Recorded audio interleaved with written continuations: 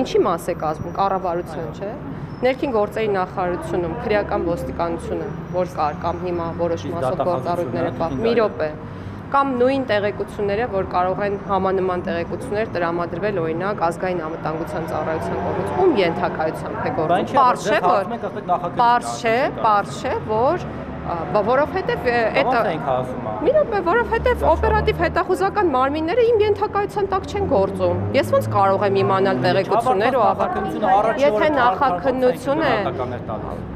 Ոնց է ինքը վարկած առաջ քաշում։ Մենք հիմա քննարկում ենք վարչապետը ինչը ոնց է անում։ Ես առաջարկում եմ իրեն ամեն անգամ հարցնել, ինչը ոնց է անում։ Տիկին նախարար, երրորդ հանրապետության էջը փակել եւ լավ, հետո կգործա։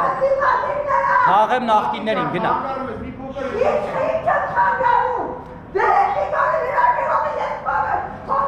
Այստեղ սաղ իշխանական են, ընդդիմադիր չկա, գնա։